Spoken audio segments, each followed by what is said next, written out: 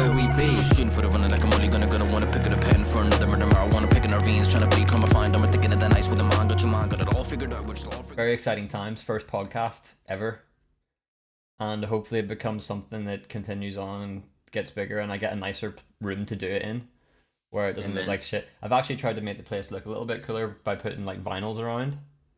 Like I've got burial. It doesn't even look like shit though, bro. It looks calm, like.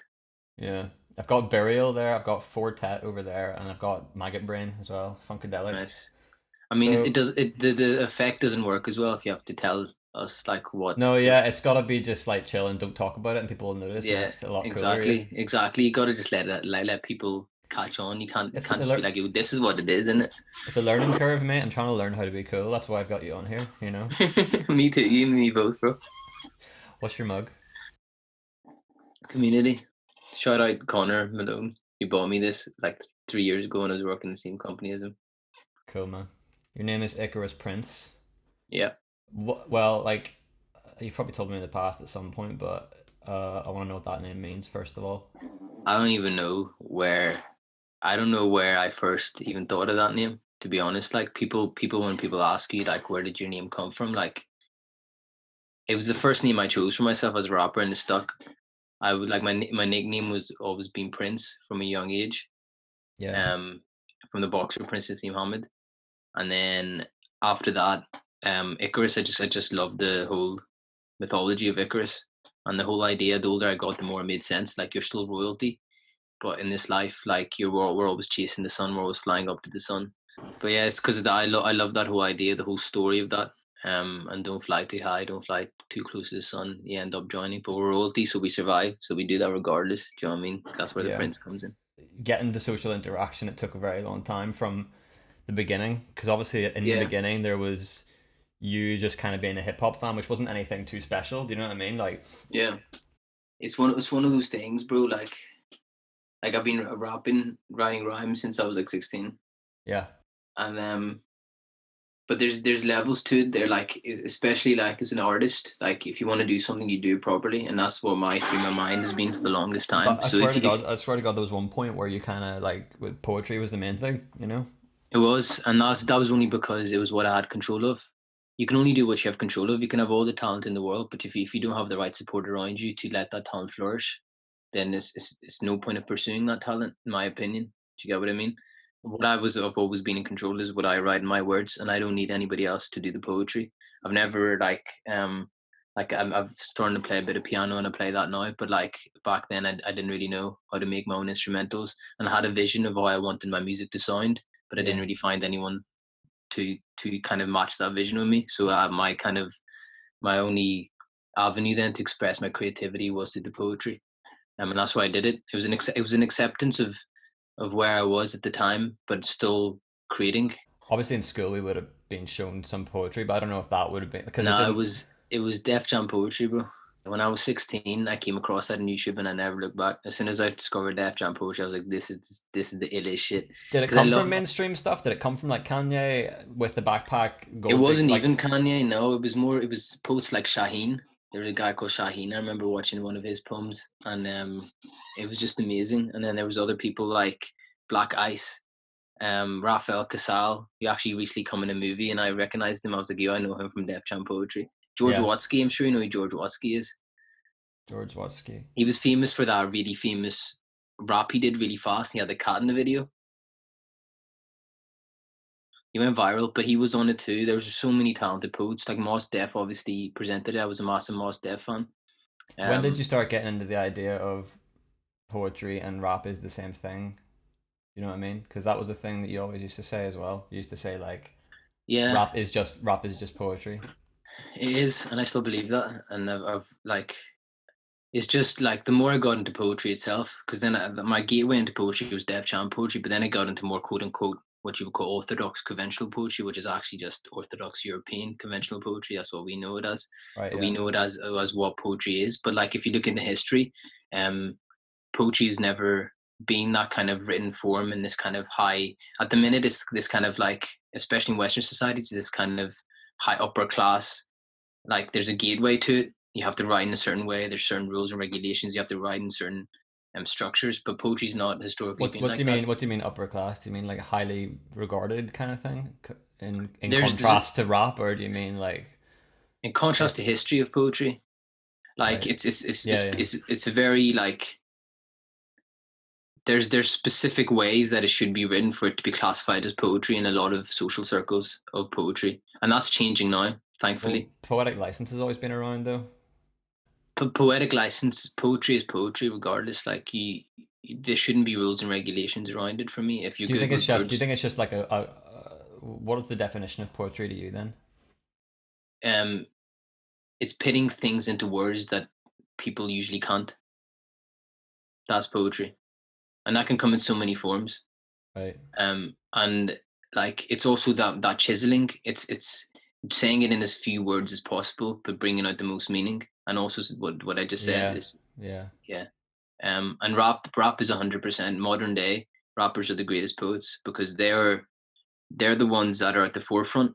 Yeah. Like they're the most popular. They're mainstream culture now. But they're also rhyming these beautiful verses and intertwining them, and they're doing them in rhythm. And if you look at the words, like you look at some of the words, like people like I know you're a fan of Aesop Rock and how wide Mm, his vocabulary is. none Even shall rap, pass. yeah. There's so many amazing rappers. Even like popular ones like Kendrick Lamar, J. Cole. Even if you read his, I know Akala did something like this actually. When he compared Shakespeare with rappers, and he got people to look at both lines of both I artists. think And some of that stuff was a little bit. I know what you're talking about, but I'm sure some of the lines were a bit like he'd picked one specifically that sounded like it could be from of a rap course, but song. but that's besides the point. People will look at rappers and just disregard them. They disregard everything they've said just because on the basis that they're rappers. But if you actually look at what these guys are talking about, Yeah. why aren't on the same playing field as Shakespeare? If you look at Shakespeare at his time, 100% most people would have looked down on him, Yeah. Uh, just I, like they I do at the rappers. I think that's like with most artists though, to be honest. Like not maybe not in this day and age, but like, you know, there's a lot of artists that don't get the respect they deserve until after they die. That's very true Van too. Gogh is one of them. Have you ever Yeah, seen that's very the true. I don't know if you've seen this, but there's like a Doctor Who episode where Matt Smith, Doctor Who, takes Van Gogh forward in time to an art gallery Yeah, and shows him the art it's like gallery, it's and mad. like That he sounds like a gets Rick and Morty episode or something. well, basically Van Gogh has like a breakdown basically when he sees how much people love his work, you know, Yeah, because he died like like underappreciated. You know what yeah, I mean? yeah. Um, A lot of Edgar Allan Poe. There's yeah, a lot in history that have. There's one called Sagar Siddiqui, and he's probably Pakistan's most famous poet now. But he died as a homeless man. you told me about Um, him before. You told yeah, me about him. You said about, you know, saying the most, or getting the most meaning out of something with the least amount of words, right? yeah, yeah. When you look at something that's really abstract, I find like, did you ever come up with something that just sounds a bit crazy in terms of a poem or like a lyric or something, and you have attached this like really deep philosophical meaning to it, but when somebody Mm, else looks at it or reads it, it doesn't yeah, really it doesn't strike a chord with that. Like they don't get where definitely. that's coming from, like repeating a Yeah, single word over and over again or something like that. Do you know what yeah, I mean? They don't quite. yeah. They Of just think course, you're. but that's. I think that's a part of art too. Not It's everybody's gonna get almost it. yeah, yeah. It's almost Do you like, know? you know, interpretive like Of course, theater or art or but like something. the way I treat art as something very sacred. It's something that it flows through you, and you give it out to the universe, and it's not meant for everybody, and who is meant for will find it, and they will get that meaning out of it. Somebody might look at the same piece of art and be like, "This is absolute rubbish. I don't get this," but somebody else might look at it and be like, "Yo, I really felt that." It's like a good signal that you vibe with a person, or like that you could connect with somebody Yeah, definitely. on their I level. You think know. I think as an artist, I think our role is just to put it out there. As long as it's truthful to us and authentic to us, I think what happens afterwards, whether people get it or not, isn't really in our hands or in our control. Um, I think that's the most important thing to remember when you're creating art or when you're writing poetry. Is not everyone's going to get it, and that's okay, because we can completely lose ourselves in trying to kind of adhere to everybody and make everybody feel it, because that's never going to happen. Well, that does happen when you make it super simple and not abstract. Do you know what I mean? Everybody feels it. Well, not everybody, but like, you know, people who Uh, want less substance to it. Like, there's people who just don't want to have to put effort into 100, and there's experience. writers for them. There's 100% writers and people that will do that naturally for them. Do you get what I mean? That's something that's never been natural to me, so I've never forced it. I think it's wrong to say people don't have passions. I think people have passions, No, but it's I'm like, saying like on mass. I don't see it as much. It's not very on the surface. It's yeah, of something that people course, yeah, bury a lot. They kind of yeah. are ashamed of it.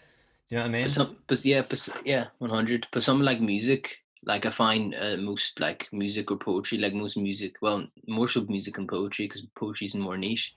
But Yeah, something like music, it is a lot of it is groupthink because it's just what's given to you. And if you like the sound of it, you're just going to continue listening to it. And you're not really going to dive into the whole pool of the music world to try and get somebody you like when you've already found something in the mainstream. yeah. And people just follow that and latch onto it. And then even if they're making something that doesn't sound particularly good, they'll attach the name to the song rather than listen to the song on its own accord for what it is. We've gone from your poetry into basically the next step, which is basically finding, meeting Will, how that happened, getting into social interaction, Yeah. and writing music with him.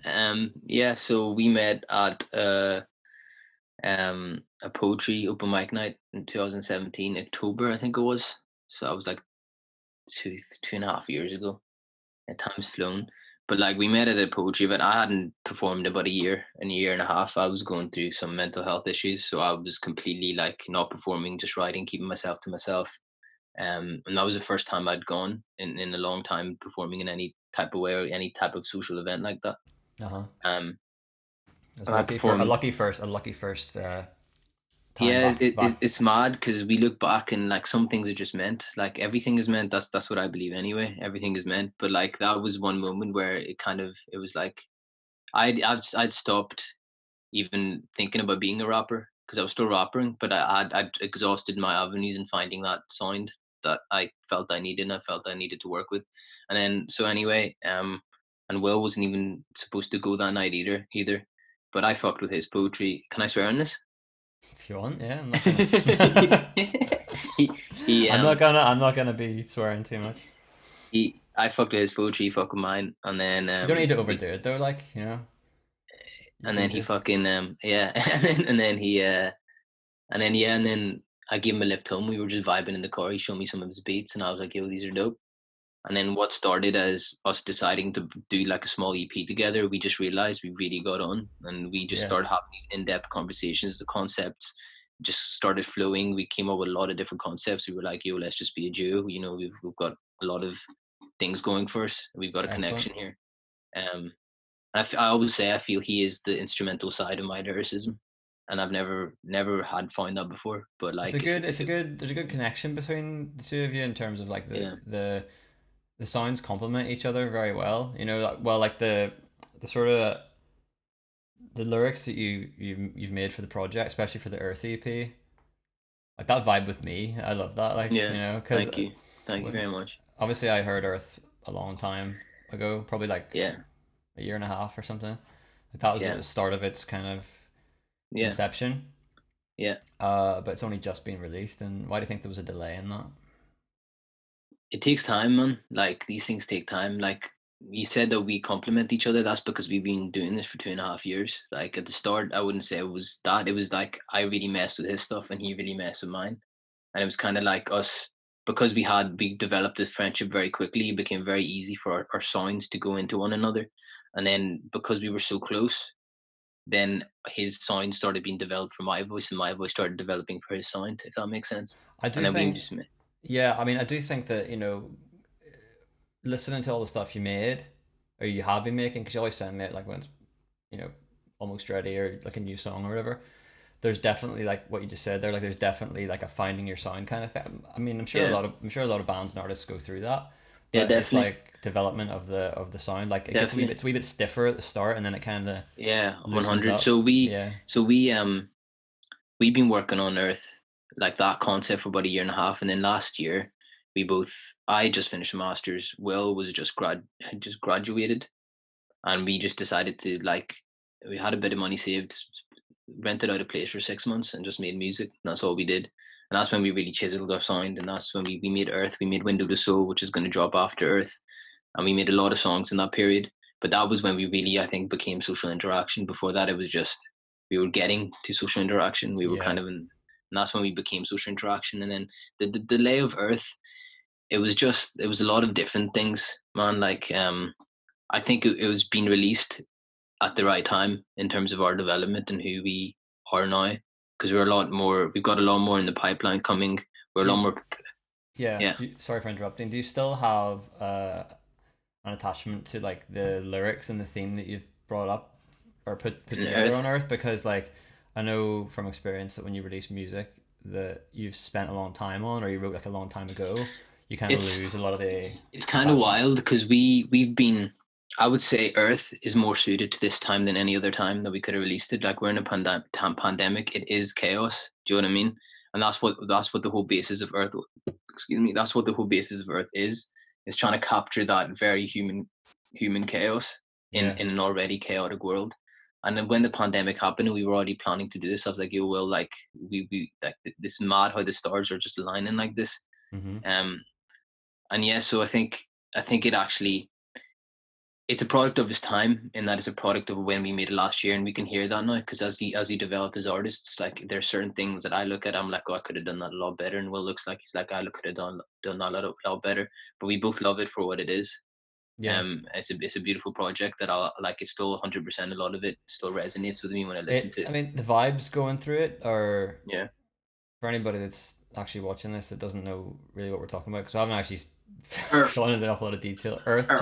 chapter 1 Earth is Yeah, Icarus Prince and Moonpaw Prince first full length EP that they've dropped on Spotify, well on all streaming platforms under the yeah, name Social Interaction, which is the group name, yeah. and it's like, would you call it experimental hip hop or trip hop or something like that, or I don't even know, I would call man. it ambient slash experimental hip hop. That's what I'd call it.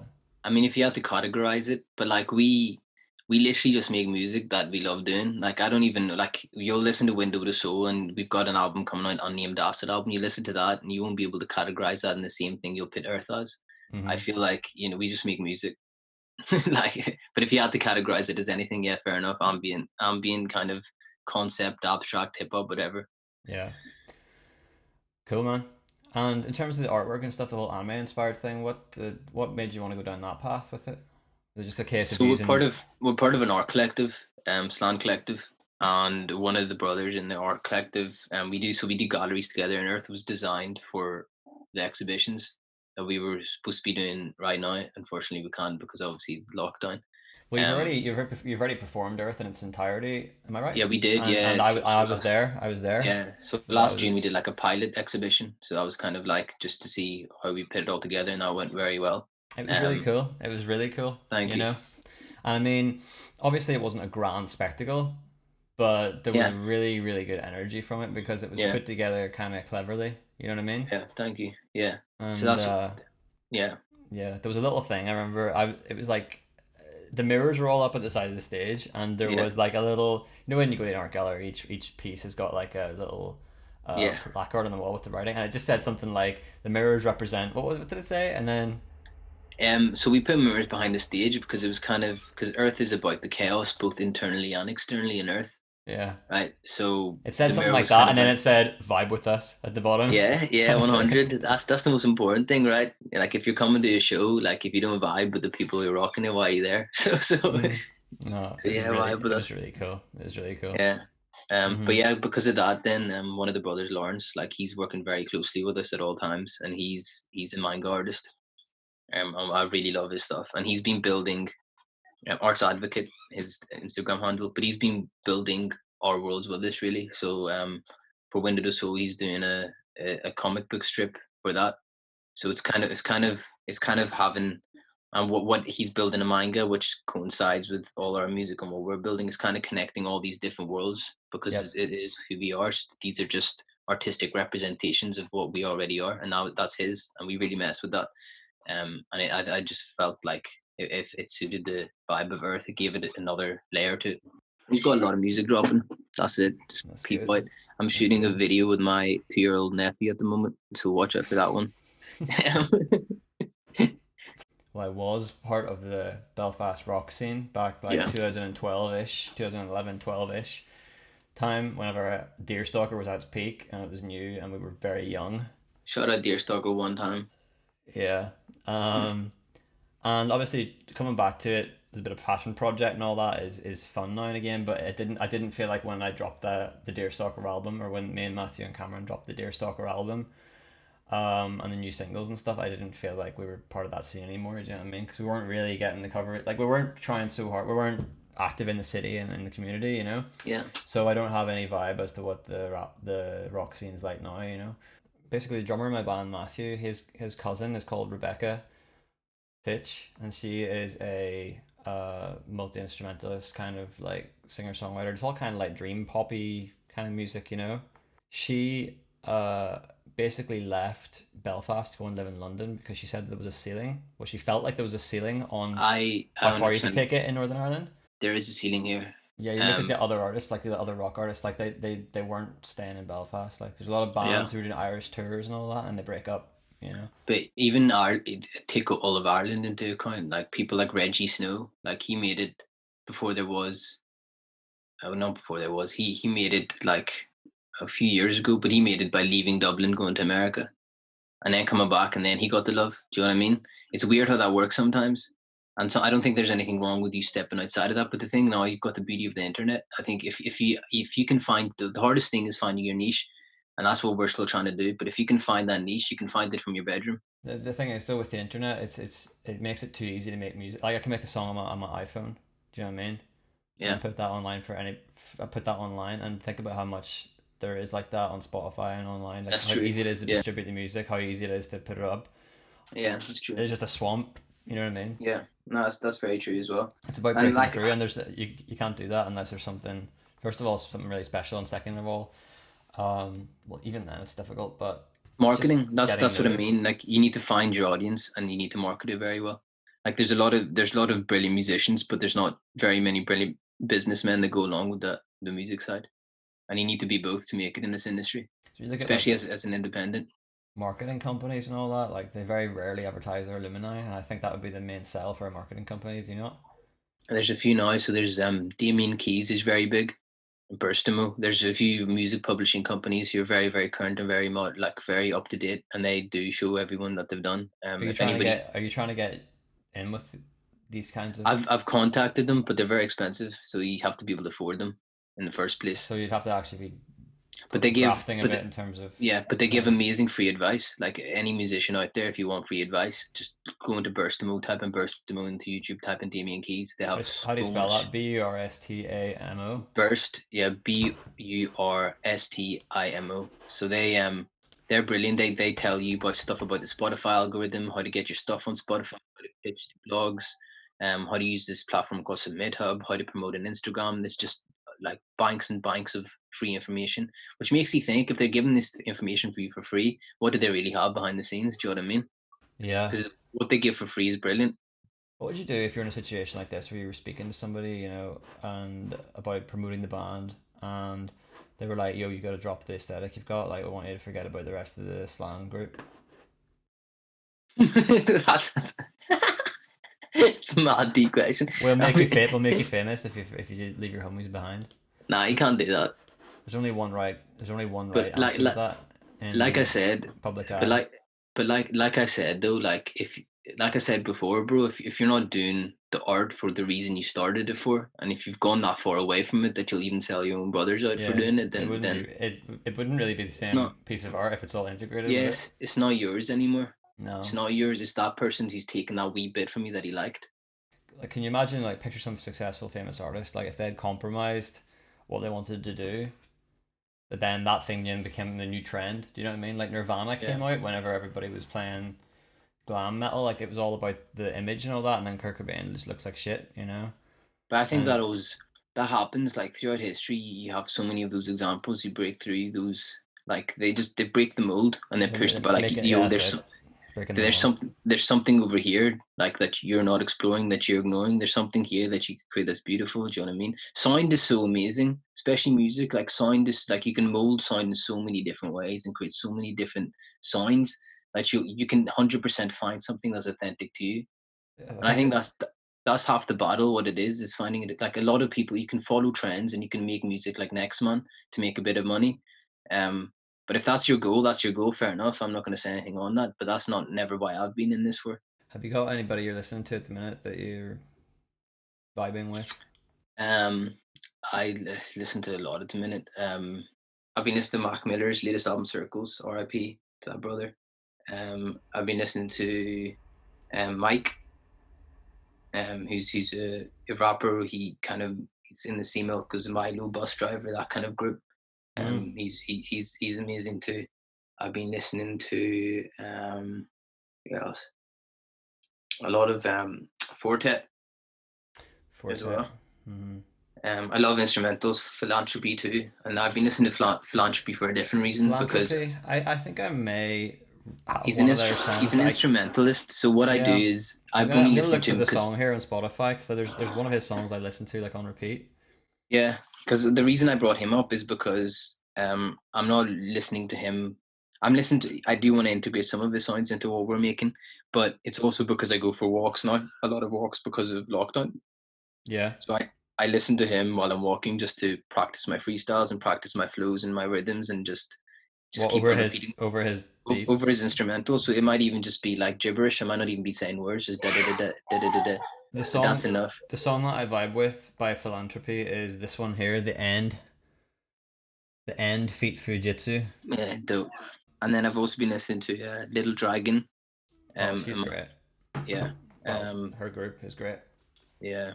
They just released a new project too, which is amazing. It's amazing that they're still making great music. Bahamas. I've been listening to Bahamas too. Like that those kind of vibes. Not as much. Yeah. Just anything that inspires me, bro. Do you know what I mean? Best music for lockdown walks, man, is Burial.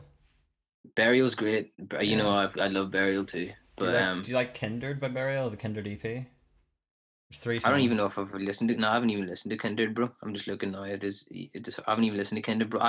To be honest, bro, like Untrue, like it's. I know it's his classic, but it's like when I listen to Burial, it's always untrue. Like it's just an amazing piece of work.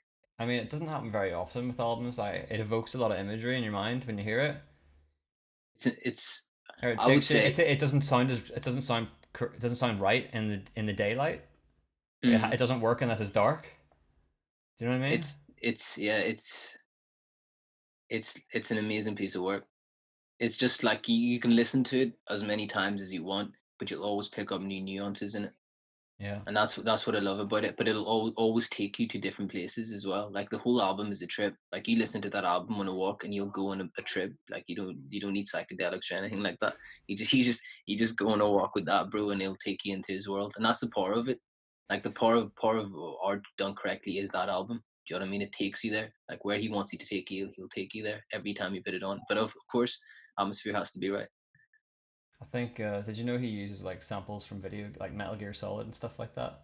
Yeah, we do that as well in social interaction. Shout Oh out. yeah. Yeah. The drums will be like a bullet casing hitting the floor or something like that. That'll be Yeah. like part of a beat. But that's what I meant about the sound, bro. Like you can make anything sound sick if you know what you're doing with it. Do you know what I mean? Yeah. Like you can really implement your personality. Like you'd be like, oh, that thing in Mortal Kombat sounded dope. Let me try and fit this in somewhere, and you can. You'll do it, bro. If you do it right, you'll do it. And it'll sound dope. What in Mortal Kombat would sound nice like? I don't think there's very much in there that would Finish be. him. You stretch that out. You twist it right, bro. It's fit It somewhere. becomes a beautiful melody for listening to at Yeah. nighttime. I'm a night owl anyway, so I tend, if I have the choice, I'd be awake at night anyway. Like I've been going to sleep 6, 7, 8 o'clock my in the morning, so my sleeping patterns reverse anyway. Hmm. Do I think you should try a normal sleeping pattern at some point? I mean, like for the last 10 years, I've had full time jobs, and still, like when I've had a full time job, I'll come home and I'll nap, and then I'll be up until 4 or 5, and then I'll get 2, 3 hours, and then I'll go to work. Like it's just how it is. I just feel at night. That's when I feel I can write. I think that's what it is because writing's so important to me. It's like kind of a central component to what I do, and I do it when everything else is quiet and still. And Mm-hmm. that's why I think naturally that's just what I want to do, and that's what my body kind of then leads me to do. I suppose when all the distractions go away, isn't it? Really? Yeah, there's also something about the night, bro. There's something about the night that like you can really like dive into yourself that you can in the daytime. You can be silent in the day and try and do the same, but you're not gonna be able to hit the spots that you're trying to reach. Not even that you're trying to reach. Those spots aren't gonna like appear in the daytime as they will in the nighttime. There's just something about the night. There's something quite nice about it actually. Like you like the. Sometimes I like the the excuse to stay up late. Mm. You know, Mm. like I remember back at university, like say you had a project that was due in the next day. Obviously, Mm. there'd be a lot of people who would like keep their normal sleeping routine and like hand it in two Yeah. weeks early. But me and my friends were Myth. part of the group where it was like, uh, we're gonna do the project 3 days before the hand in, and on the last day before the hand in, we're gonna stay up till 5 o'clock in the morning in the library and get like Mm. 30 minutes sleep, and then go in for the hand in at 8. You know, Yeah. Yeah. I don't know what That's about what it. I don't know what about that is like makes the work better because I always did pretty well. pressure. Pressure. Pressure. Because when you like, it's that art. It's something called, Alan Watts calls it the backwards law. So the Right. backwards law is basically like, the example he gives is when you, for example, when you have a negative thought, you can turn a negative thought into a positive experience. Who's Alan Watts? Just very briefly, some background on that. So Alan Watts is kind of like a spiritual guide, mentor. I don't even know what, a philosopher. He's a philosopher. He was a philosopher in the West. Again, rest in peace. Yeah, he was a philosopher in the West. He kind of like shared Eastern teachings in a kind of Western context. Right. And he had a great voice. So like, you listen to him. But so he calls it the backwards law. So you can turn like, so if you have a negative experience, you can turn it positive by just how you approach it. But you have to like, Well, that's Stoic. You're talking about Stoics there a little bit. mm, You know what I mean? Do you like Stoic philosophy? And people who kind of like what you said about how you approach things. yeah. It's like you basically. I want to get the quote completely right here, man. So let me just look this up. But Cool. continue to talk about Alan Watts while I do this. So basically, I've lost my train of thought. The backwards law. So you can turn a positive experience into a negative one by chasing that positive experience. Because the moment you seek after something, the moment you seek after the positive experience, it turns into a yearning, and the yearning turns into a missing, and the missing turns into a negative emotion, right? The backwards law is basically letting it go for what it is. So well, I'm gonna Google this too now because you've drawn my frame of thought. I've got this. I've got the quote by the way that I wanted to give you.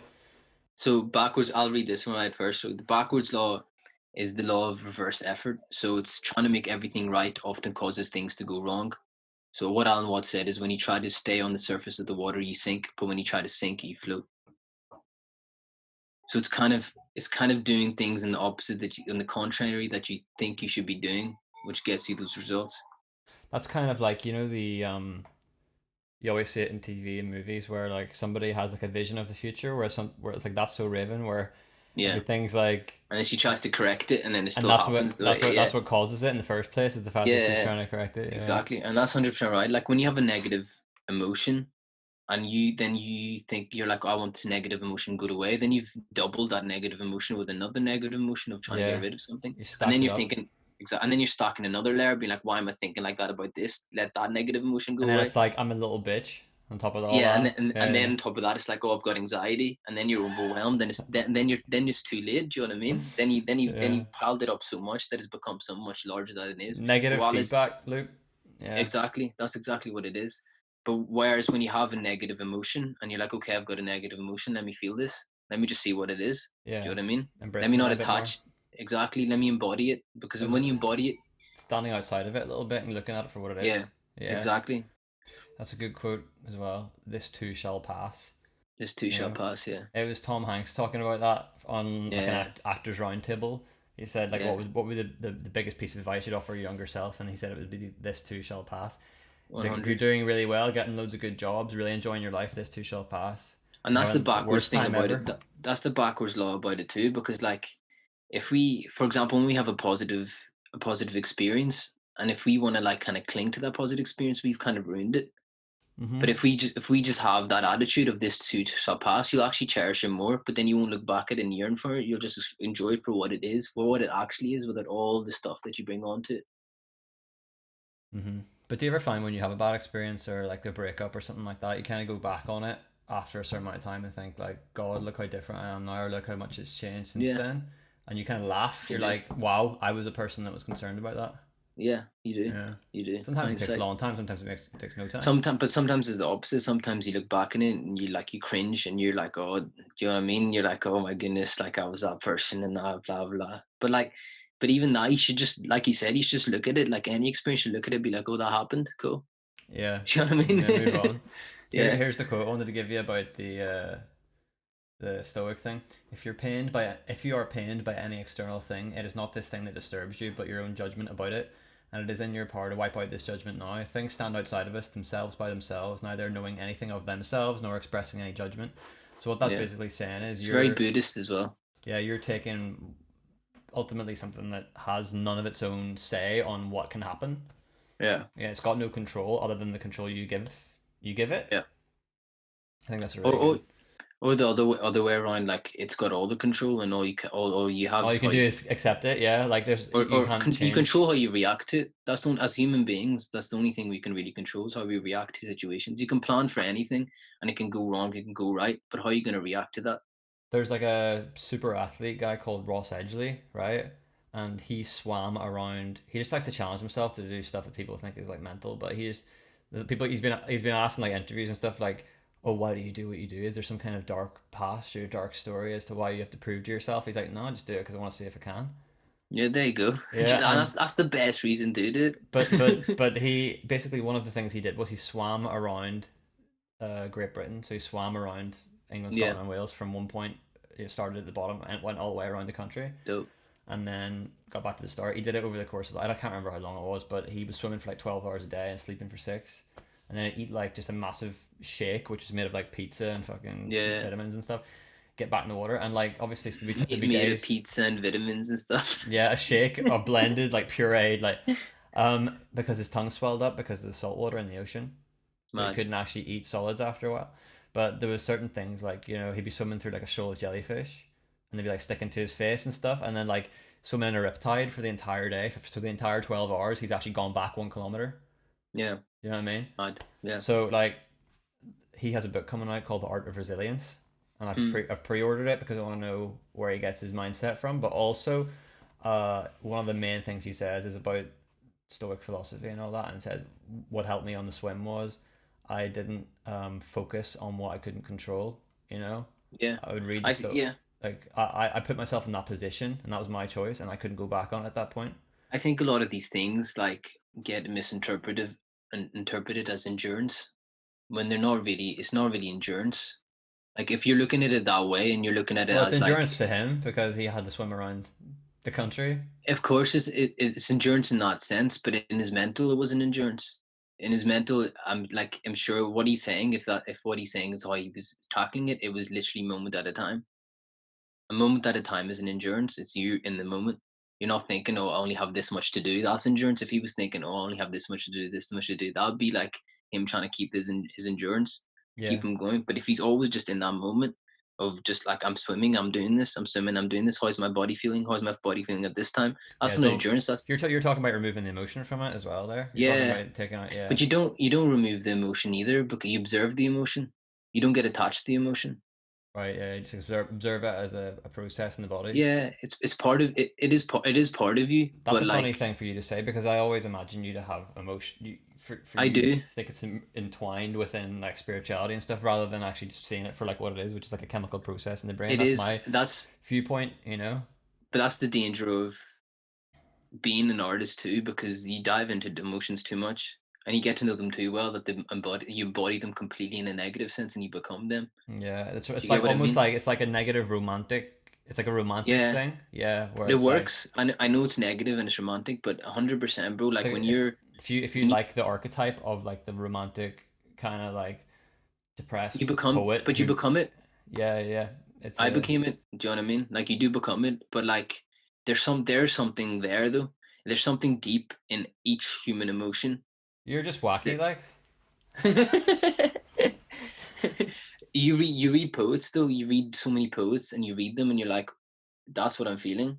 Do you know what I hmm mean? yeah of course Like there is something there in in those depths of like pain and suffering, and I guess it's something that's universal to humans, and maybe that's why like there's something deep when and the danger of being a poet and danger of being an artist. Sometimes you poke too much because and that's part of being a Yeah. human. You want that ink, basically, is how I describe it. And because you want that ink, you go too far, and then sometimes it's hard to see how do I get back out. I've been quite lucky with like whenever I've produced rock songs or whatever, like I haven't really realized the meaning till afterwards. You Yeah. know, say there's a certain situation I've been dealing with, like I look at the lyrics out. It's usually nothing too deep or serious, but when I look at what I've written afterwards, there'll be really specific lines, Yeah. and I won't have even been thinking that at the time. I'll just be like, boom, boom, boom, boom, like typing the lyrics. Subconscious just coming out. Yeah. Me too. Like when I'm writing, it's just an outpour. You were asking about Earth earlier, and me and Will, when it was released, me and Paul Print, he'd probably prefer me to say, but when it was released a few days ago, was yesterday? Yeah, yesterday. And we were listening to it, and we were both saying like so many lines. We were like, "Yo, like I didn't even realize this applies to me even more now." It's that thing like you've the process of art is also a lot of it is also like your unconscious speaking. What do you think about the inspiration that comes to people from wanting to prove others wrong? And do you have anyone you feel like you want to prove a point to, or not just a single individual or a group of people, but like, is there like a thing where like I want to prove I've got something to prove here? Do you know what I mean? Like, at what point is that damaging, and at what point is it inspirational? Like, when should it be part of the equation? From my point of view, it shouldn't be. Do you think it's for different people? Do you think if someone's Yeah, successful from following that yeah, mindset? I mean, like I've been watching so many Michael people Jordan's. I've been watching Michael Jordan's documentary, and The Last Dance on Netflix is great. But you see his mentality, and a lot of his mentality was that what you're saying. I've got a lot to prove. It wasn't so much. Or I'm gonna prove to everybody. It was that I'm gonna prove to everybody how good I am. And he would literally pick like little battles. Like somebody would say one sentence to him, and he would fixate on that sentence, and then beat the guy so bad that he would never say that again. Like his motivations came from little petty things, and it really motivated him to go to the next level. I'm not wired like that, so I don't. I find when Do you think that I think that find works though for people? Do you think that works for different people? I mean, it worked for him. He's the best basketball player of all time.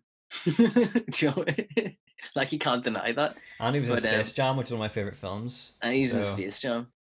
But like I guess it would work.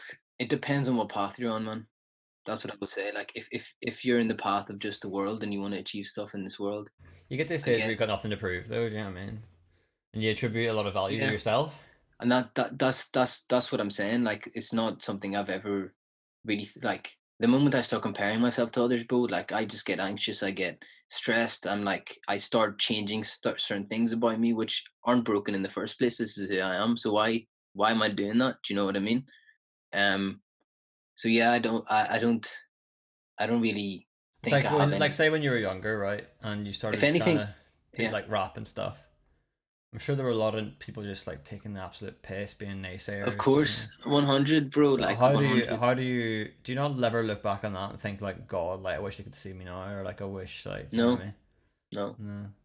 I don't. Like, I know my younger me would. Mm-hmm. Younger me would have just been like, yo, like wait till you see where I get to, wait till you see who I'm gonna be, like how good I'm gonna be. But now it's just now I just view it as like, yo, this is who I am. It runs through me. I am a rapper. I'm a poet. That's what I do. You know how like you sort of everyone has experiences where if you like something creatively or whatever, you look back on times where people like talk shit about it or like just thought that you weren't capable. Your purpose ends up tied to other people's opinions. But if it's tied to other people's opinions, is it ever yours anymore? If it works for you, like if it worked for Michael Jordan, then you know. Yeah, but that's what I'm saying. I don't imagine he'd be sitting at home now, simmering. Do you know what I mean? Yeah, sitting there of thinking course. like, oh, I proved them all wrong. You know, sitting there like, yeah, like going through like all his old phone book and calling him up, being like, hey, it's Michael Jordan. Like, remember what you said to me? Like, all Bro, this time. I would not be surprised with Michael Jordan, bro. You need to watch that documentary. I'd be not surprised if he's doing shit like that. But it depends. Well, like I said, it depends what your path you're on, man.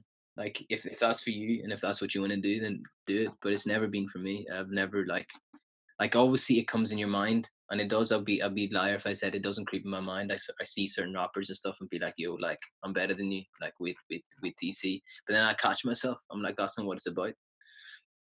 This is on the other hand, rap is a blood sport. Like it's a competitive sport, but that's part of the sport. Do you know what I mean? It's not who you are and what you're trying. Like you can put a song out there and be like, "Yo, this is how dope I am," because that's just what you do. But you don't have to let that step inside your own spiritual space, if that makes sense. Pick an inspirational poet, an inspirational album, and an inspirational rapper. You told me to give me prep work for this. I would thought about this, right? Come. I was gonna say Sagar Siddiqui, but he's Pakistani, and a lot of people won't be able to understand his work, so I probably shouldn't say him, right? So that would be good for my Gary the Gora followers, wouldn't it? Oh yeah, true. That's true. Okay, I'll say him. I'll give two poets, right? So I'll give one poet from both sides of my who I am, a Pakistani Irish. So I'll give one a Western poet and a Pakistani poet. Sagar Siddiqui is the first poet, and he's like, so he was a poet during the partition. So the partition happened 1945, Pakistan 1947, Pakistan, India. India split into Pakistan, East Pakistan, which became Bangladesh, and India. And Sagar Siddiqui crossed the border at that time, and he went into Lahore.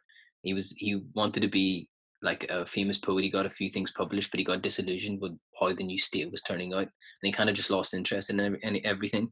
And Right. he just started writing poetry for the sake of writing poetry.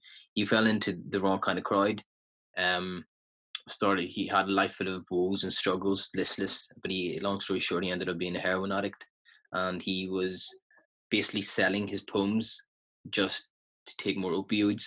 And then people were taking his poems and getting them published under their names. You wouldn't have thought like back in like the 1940s or like Yeah. 50s in India there'd be people becoming heroin addicts. Do you know what I mean? Well, That's if you want to go in the history of that, just briefly, there was the Opium Wars, which the British got a large population of the Indians and the Chinese addicted to opium, and that was in the 1800s. So it's always been there. so it's been From there, basically an epidemic since then.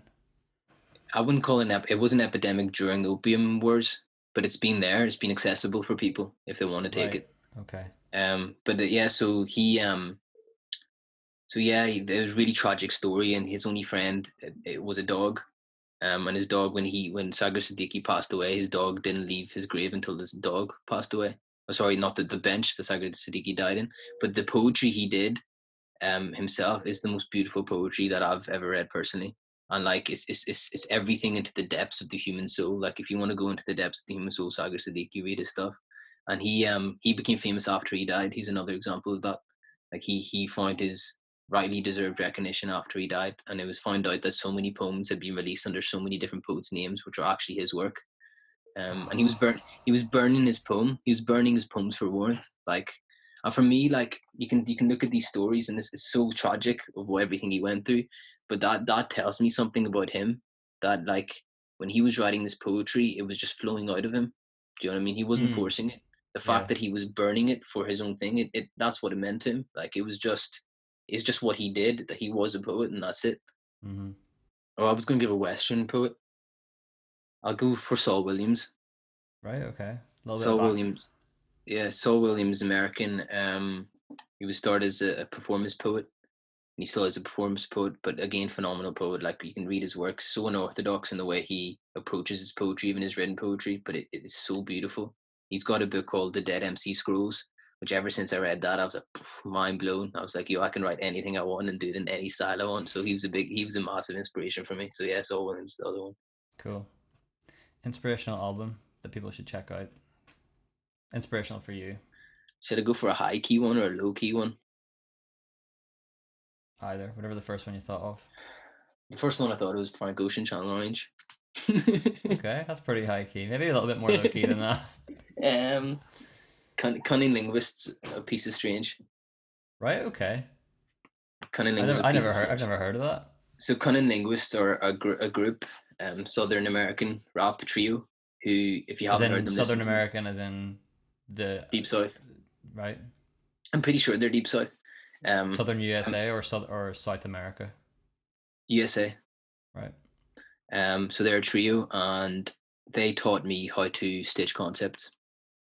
Right. Like I listen to their stuff, and I'm like, and the way they do their concepts, like Piece of Strange was released 2001, ahead of its time, but you listen to how deeply that's constructed, and you see all the stitching that's put to it and the details, and it's this amazing piece of work.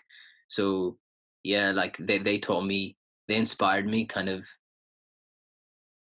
into like how to pit projects together into the message you're trying to bring across. So yeah, them. Cool. And then inspirational rapper was my last one for you to pick. Inspirational Actually, you know rapper. what? We'll go for two more. We'll go for inspirational rapper and then inspirational book. So Okay. go rapper Inspirational rapper. I mean, that depends on what inspires you, doesn't it? Well, if it was you, then who would it be? There's so many, man.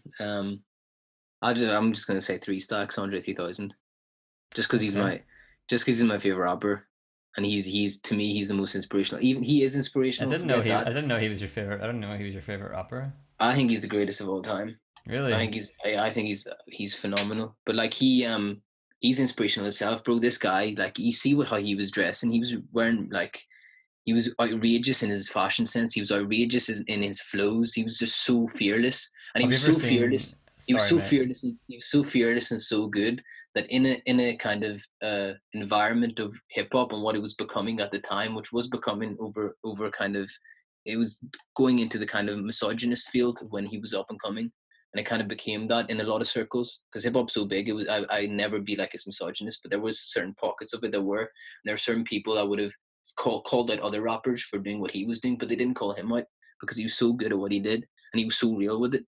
And I think that's so inspirational too, because if you're good at what you do and you're fearless, you will get your reward. And I think he's a perfect example of that.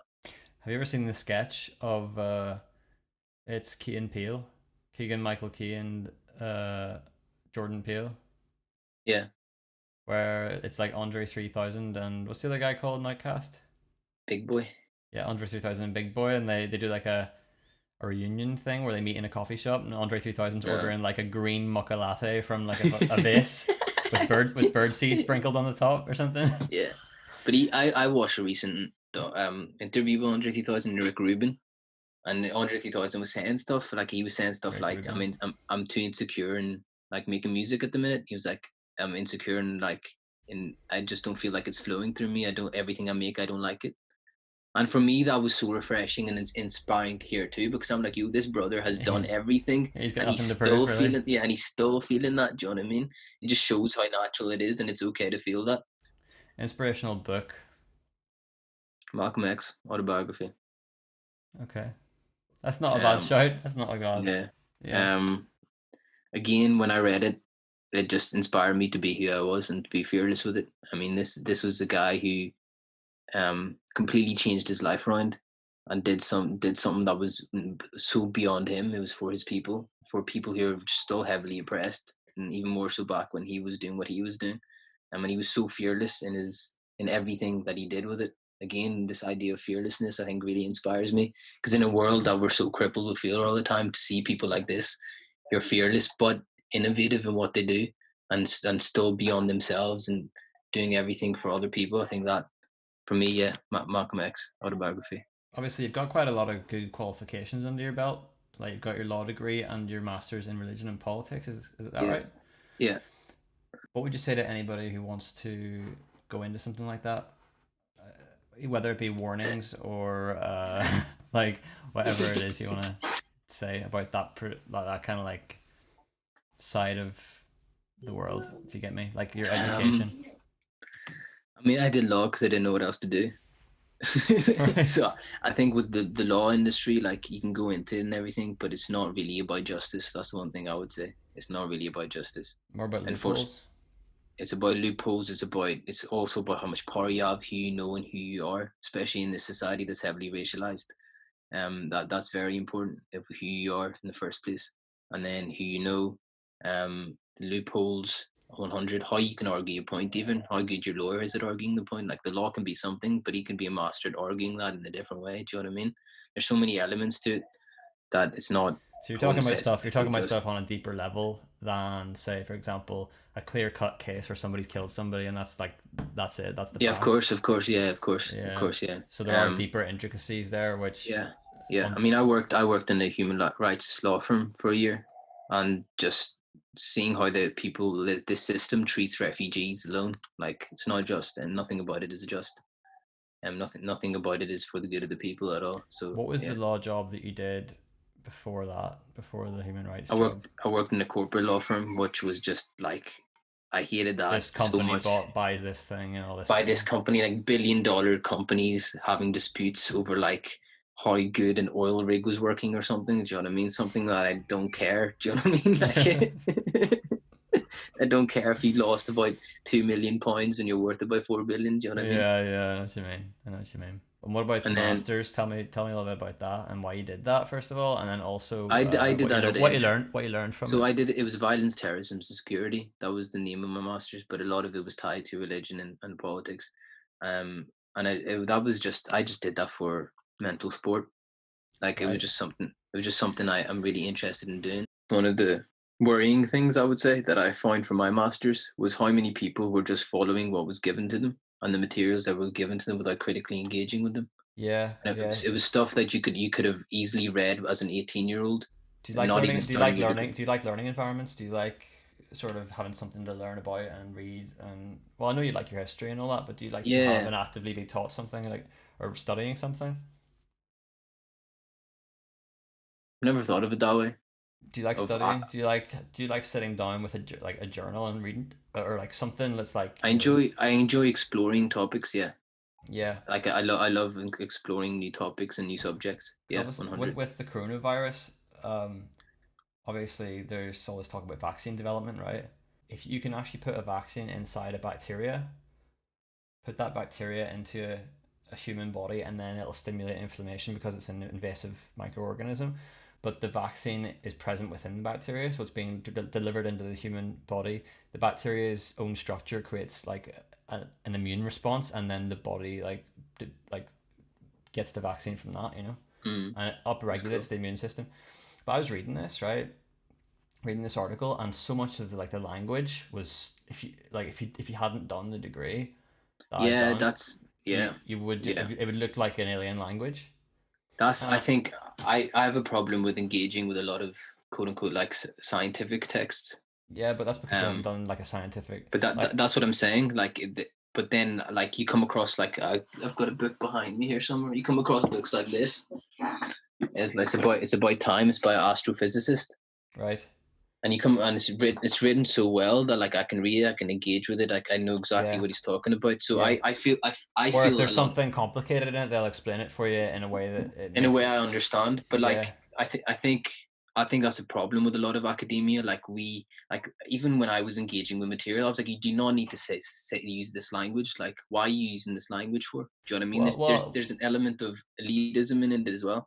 no, I think when it comes to science, like I think that there's a level of like you need to understand this before you can go to the next level. Do you know what I mean? I'm talking about it from my experience from my masters, which Right. wasn't Okay. science based. Do you So know what it I could mean? have been put It more could have been simply for people. Yeah. so much Yeah. more.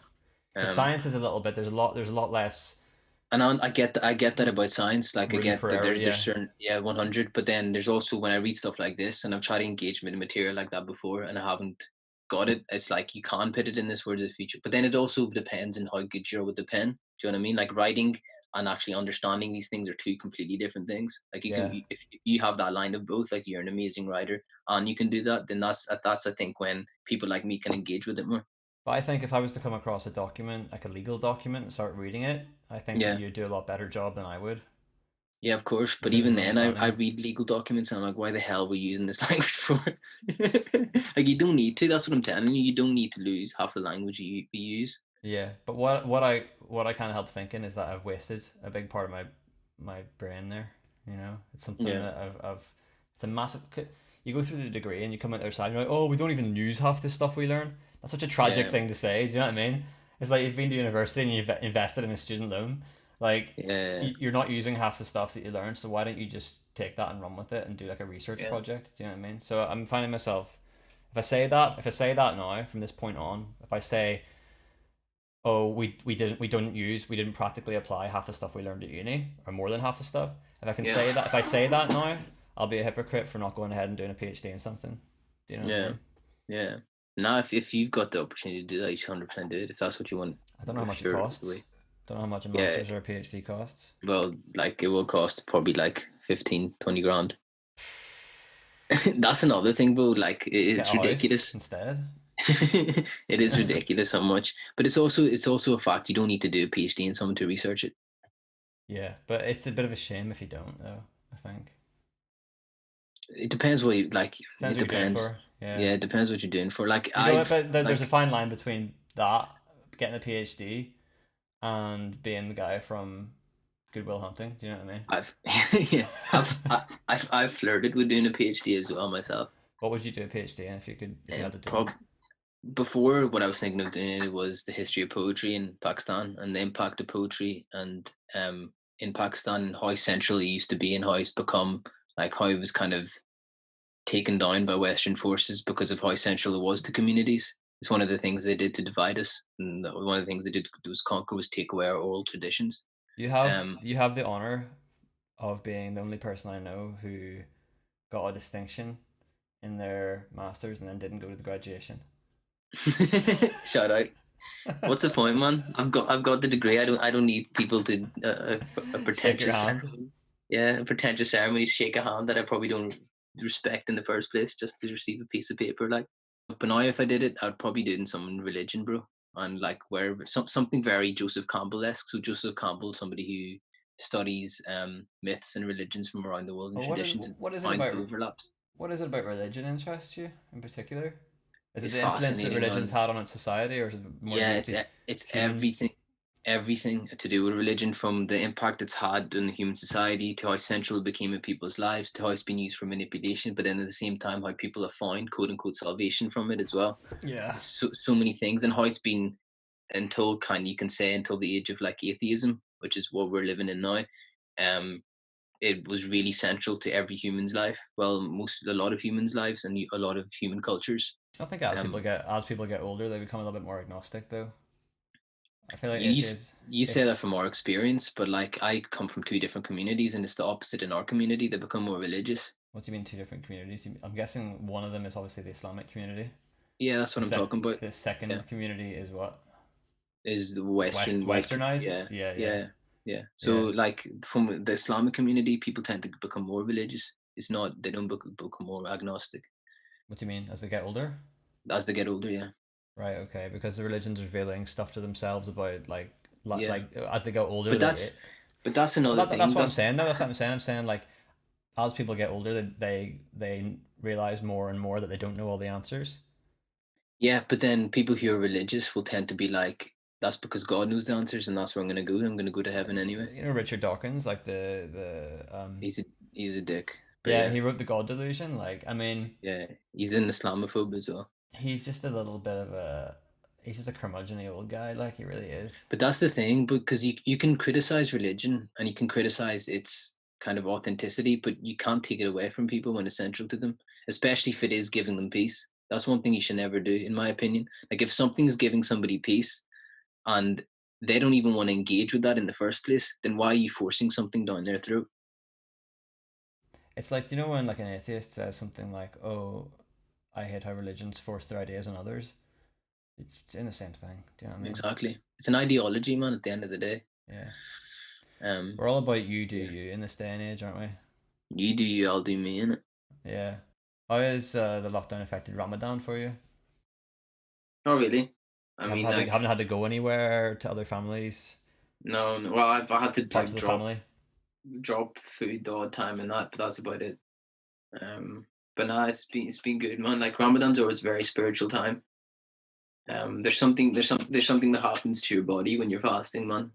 Like your energy's emptied from digestion, from everything else, and you can really concentrate on what you want to if that's what you choose to do. Of course, it's up to you. You can use your energy in a million things, but it's meant to be for that spirituality, to really concentrate on what in Islam you call iman, which is your belief. But that can extend to general spirituality too, and bettering yourself. Hmm. For those who don't understand, what is what do they call it when they break fast? Is it iftar? Yeah, yeah. And So, what exactly does that mean? I don't even know. Let me see what the exact meaning is. Or It's what just does the it break. represent? It's the breaking of the fast, man. So it's known. Iftar just means breakfast. I'm just reading now. Oh, does it? Right. Okay. Yeah. So So is it's this just actual ceremony that occurs when you break the fast each night? no, No. no. It's a prayer time. You break it at a prayer time. So you break it at Maghrib, which is the fourth prayer time of the day, and you break it up, and it kind of coincides. And the with prayer sunset. time coincides with the sunset and the with moon. the sunset. Right. And then now with the sunset, there's always a crescent moon in the first day of Ramadan. Is that right? Yeah. So the Ramadan lasts a full moon cycle. Right. Yeah. Yeah. Cool. Yeah. Just people who didn't know, you know. Yeah, of course, of course. I'm more than happy to share. We'll wrap it up. But I want you to tell me what's next for social interaction, or do you want to just plug everything right now? If someone's got this far through the podcast, that's amazing. First of all, yeah, of course, 100. But listen to me talking shit and ramble on. Yeah, it's just rambling on, hope someone finds this interesting. I really do. Yeah, exactly. I've realized as well, nobody knows. I haven't said anything about myself, so it's like who's this guy here? Like we'll get who this guy is, but then who's this guy? You know? Yeah. Olly. Yeah. What I'll probably do is I'll do this badass rock star, all around cool person, jockhead too. You know? Want to be jock? Yeah. Yeah. But yeah, sign off on social interaction, plug your stuff, and tell us what's next. So social interaction Earth has just dropped. Print is dropping his solo stuff, Dreams of You EP at the end of July. It's amazing. I'm really looking forward to that dropping. And then we're dropping Window to Soul, so we'll be dropping singles from Window to Soul from July, and the whole album will be dropping in August. Window to Soul is an album we made in 10 days last year. It's probably my favorite piece of work that we've done so far. It was kind of like we were making Earth for so long, and then it was kind of a release because we weren't really making it to a certain standard, a certain kind of sound that we breath of fresh capture. Air, yeah. And it was literally just an outpour, and it all ended up coming together into one concept in itself. And I think it's a beautiful piece of work that I'm looking forward to dropping that. Good stuff. And then Earth EP's out now. And then we'll be dropping Unnamed Acid album in the autumn winter time, and then we'll be dropping more projects next year. So just keep posted. We've got a lot of music in the pipeline, and hopefully you can get back to doing their exhibitions as well. And then that's dependent on lockdown. But yeah, hopefully we'll get back to doing that too.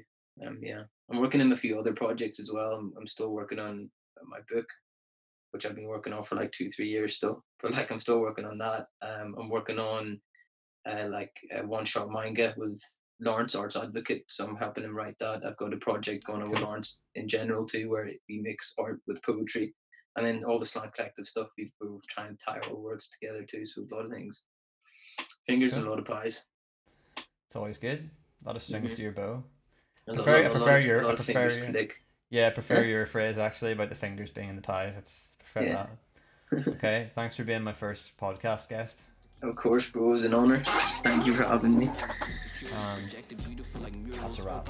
Boundaries, the eyes plural, but we created too many. Aborting unity and breeding envy. Watch the hit down with cartoon and cereal. Something to hold, stripped from material. The system is murder, my words are cereal. If they don't kill me, I'll kill myself. This art is my burial.